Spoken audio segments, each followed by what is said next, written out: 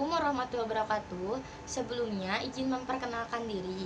Nama saya Aurelia Francisca Sinaulan dari kelas 12 IPA 7 absen 3 dari kelompok 5. Di sini saya akan bersama teman-teman saya membahas contoh soal tentang kimia yang berkaitan dengan unsur transisi periode 4 beserta pembahasannya. Sebelum kita melanjutkan ke contoh soal, mari kita bahas unsur periode 4 itu adalah unsur-unsur kimia pada baris atau periode keempat tabel periodik. Tabel periodik disusun berdasarkan baris untuk menggambarkan tren keberulangan periodik perilaku kimia unsur-unsur seiring dengan kenaikan nomor atom. Baris baru dimulai ketika perilaku kimia mulai berulang. Artinya bahwa unsur-unsur dengan perilaku yang sama jatuh pada kolom yang sama.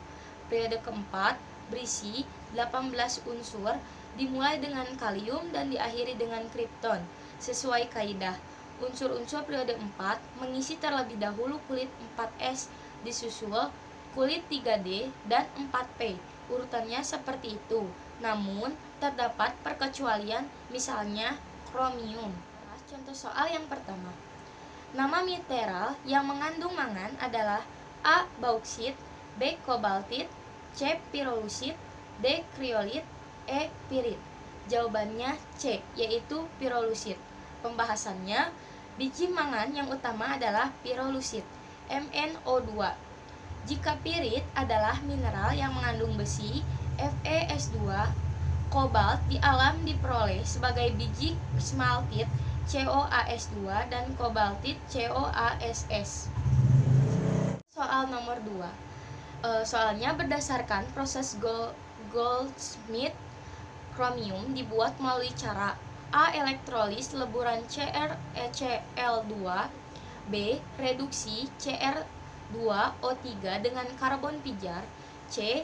Reaksi larutan Cr2SO4 dengan Ag, D. Reduksi Cr2O3 dengan Al, E. Pemanasan Cr2S3. Jawabannya D, yaitu reduksi Cr2O3 dengan Al. Pembahasannya, krom Cr, logam krom dibuat menurut proses Goldsmith dengan jalan mereduksi Cr2O3 dengan logam aluminium. Reaksinya, Cr2O3S plus 2AlS menjadi Al2O3S plus 2CrS. Soal nomor 3. Nama yang benar untuk senyawa kompleks K2PtCl6 adalah A. Kalium kloroplatinat, B. Kalium heksakloroplatina, C. Heksakloroplatinat kalium, D. Kalium heksakloroplatinat, E. Kalium heksaklorium platina. Jawabannya adalah B, yaitu kalium heksakloroplatina. Pembahasannya, reaksi K2PtCl6 menjadi 2 kap ditambah plus PtCl6-2. Salah satu sifat dari unsur transisi deret pertama yaitu dapat membentuk berbagai macam ion kompleks. Adapun tata cara penamaan senyawa kompleks yaitu yang pertama, nama ion kompleks baik kation maupun anion terdiri atas 2 bagian yang ditulis dalam satu kata. Bagian pertama menyatakan jumlah dan nama ligan. Bagian kedua menyatakan nama ion pusat dan bilangan oksidasinya. Bilangan oksidasi ion pusat ditulis dengan angka Romawi dalam tanda kurung. Ligan Cl-. Kation kompleks K+. Yang kedua ada jumlah ligan dinyatakan dengan awalan angka dalam bahasa Yunani. Ligan Cl- sama dengan 6 heksa. 3. Nama ligan yang berupa anion mendapat akhiran O. Sedang ligan-ligan yang berupa molekul netral penamaannya tidak mempunyai aturan khusus, jadi dihafalkan saja. Keempat, nama ion pusat pada kation kompleks sama dengan nama biasa dari ion pusat itu. Ion pusat kation kalium. 5. Nama ion pusat pada anion kompleks harus menggunakan nama PAC dan diberi akhiran AT. 6. Bila terdapat lebih dari sejenis ligan, maka urutan penulisannya berdasarkan urutan abjad dari nama ligan tersebut. Maka nama senyawa tersebut adalah kalium heksakloroplatina. Assalamualaikum warahmatullahi wabarakatuh. Saya Risma Gokmalina Dea, nomor absen 31 dari kelompok 5. Saya akan menjawab 3 soal tentang unsur transisi periode keempat dari beberapa soal yang telah diberikan oleh Ibu Ina. Soal pertama yaitu soal nomor 222. Unsur transisi yang bersifat diamagnetik adalah ASC, BTI, CCr, DV, Zn. Jawabannya adalah Zn, karena diamagnetik adalah sifat magnet yang ditolak dari medan magnet alias tidak tertarik. Syarat dari sifat magnet yaitu seluruh orbital terisi penuh, dan Zn memenuhi syarat-syarat tersebut. Soal kedua yaitu soal nomor 232. Pada unsur transisi berikut, yang semua elektronnya berpasangan adalah ACr, BMn, CCu, DCo, EZn. Jawabannya adalah EZn karena konfigurasi elektron Zn adalah 4s2 3d10. Soal ketiga yaitu soal nomor 233. Unsur transisi berikut yang sifat paramagnetiknya terkuat adalah AFe, BMn, CCu, DCo, EZn. Jawabannya adalah BMn, karena sifat paramagnetik akan semakin kuat jika jumlah elektron yang tidak berpasangan pada orbitalnya semakin banyak. Dan unsur Mn memenuhi syarat tersebut. Assalamualaikum warahmatullahi wabarakatuh. Izin memperkenalkan diri, nama saya Ririn Juniasari dari kelas 12 IPA 7 absen 29. Di sini saya dari kelompok 5 akan membahas 3 soal tentang transisi periode keempat. Satu adalah halogen yang menyublim pada temperatur kamar adalah A. fluorin, B. klorin, C. bromin, D. iodin, E. astatin. Jawabannya adalah D. iodin. Dikarenakan pada suhu kamar, fluorin dan klorin berupa gas, bromin berupa zat cair yang mudah menguap, sedangkan iodin berupa zat padat yang mudah menyublim. Pemanasan iodin padat pada tekanan atmosfer tidak membuat unsur itu meleleh, tetapi langsung menguap atau menyublim. Soal nomor kedua yaitu kecenderungan sifat unsur halogen dan fluorin ke iodin adalah kecuali A. jari-jari atom makin besar, B. energi ionisasi makin besar, D. sifat oksidator berkurang, E. keelektronegatifan berkurang.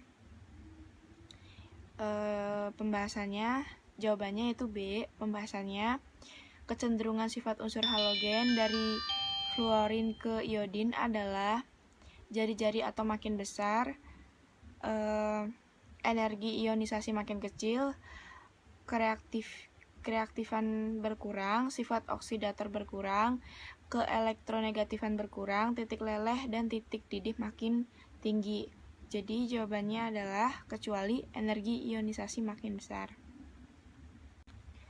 Lanjut soal ketiga, yaitu unsur halogen tidak terdapat dalam keadaan bebas di alam sebab A. halogen bersifat reaktif, B. unsur halogen sukar bereaksi dengan unsur lain, C. senyawa sangat stabil, D. halogen merupakan gas inert, C. Halogen tidak mungkin terdapat di alam. Jawabannya yaitu A. Pembahasannya, istilah halogen berasal dari Yunani yang berarti pembentuk garam. Pembentuk garam di alam tidak pernah didapatkan halogen dalam keadaan bebas sebagai unsurnya, tetapi selalu terdapat sebagai garamnya akibat besarnya kereaktifan unsur-unsur golongan halogen. Penarikan elektron atom-atom halogen berlangsung mudah sehingga golongan halogen bersifat reaktif atau dapat bereaksi dengan logam maupun dengan non-logam. Akibatnya, di alam tidak diperoleh dengan keadaan bebas. Sekian dari saya, terima kasih. Assalamualaikum warahmatullahi wabarakatuh. Izin memperkenalkan diri, nama saya Miftah Fauzi Januarta dari kelompok 5, 12 IPA 7. Pada kesempatan kali ini saya akan membahas soal-soal kimia yang telah diberikan kepada masing-masing kelompok. Dan seperti sebelumnya, saya akan melanjutkan pembahasan soal kimia tentang unsur transisi periode keempat. Langsung saja, soal yang akan saya bahas pertama adalah soal nomor 21, yaitu unsur transisi yang paling banyak terdapat dalam kulit bumi adalah A. Krom, B. Mangan, C. Besi, D. Nikel, atau E. Tembaga. Jawabannya adalah C. Besi. Kita masuk ke pembahasannya. Besi atau Fe adalah unsur yang cukup melimpah di kulit bumi atau di kerak bumi yang jumlahnya itu sekitar 6,2% dari jumlah total massa kerak bumi. Dan besi ini jarang ditemukan dalam keadaan bebas di alam. Tapi besi ini umumnya dijumpai dalam bentuk mineral atau biji besi seperti hematite atau Fe2O3, siderite atau FeCO3, dan magnetite atau Fe3O4. Jadi pilihan yang benar adalah C. Besi. Soal selanjutnya yang akan saya bahas adalah soal nomor 23. Unsur transisi periode 4 memiliki titik leleh dan titik didih yang tinggi karena kecuali A. Rapatannya tinggi, B. Jari-jari atom yang relatif pendek, C. Tingkat kepadatan antara atom logam yang sangat tinggi, D. Ikatan antar logam yang sangat kuat, atau E. Jari-jari atom unsur yang relatif panjang. Jawabannya adalah E, yaitu jari-jari atom unsur yang relatif panjang. Kita masuk ke pembahasannya. Unsur transisi periode 4 mempunyai titik didih dan titik leleh karena pernyataan pertama menyebutkan unsur-unsur transisi periode 4 itu mempunyai rapatan yang tinggi yang menunjukkan tingkat kepadatan antara atom-atom logam yang sangat tinggi. Jadi di pilihannya itu option A dan option C itu benar karena rapatannya tinggi dan tingkat kepadatan antara atom-atom logam sangat tinggi.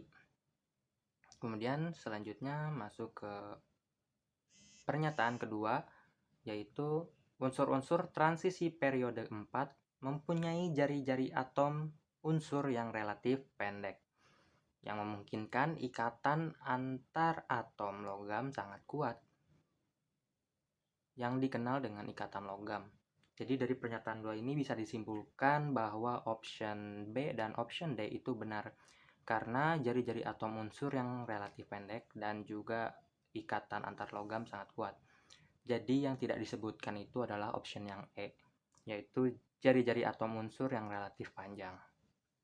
Oke, soal terakhir yang akan saya bahas adalah soal nomor 28, yaitu jumlah unsur transisi periode 4 adalah A. 6 unsur, B. 8 unsur, C. 10 unsur, D. 12 unsur, atau E.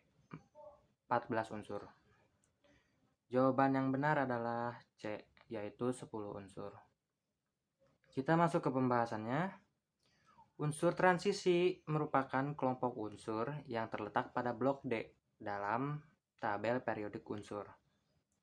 Unsur transisi ini umumnya memiliki elektron valensi pada subkulit 3D yang belum terisi penuh kecuali pada unsur Seng atau Zn pada golongan 2B. Hal ini menyebabkan unsur transisi periode keempat memiliki beberapa sifat khas yang tidak dimiliki oleh unsur-unsur lain, terutama unsur golongan utama, yaitu seperti sifat magnetik, warna ion, kemudian aktivitas katalitik, serta kemampuan membentuk senyawa kompleks.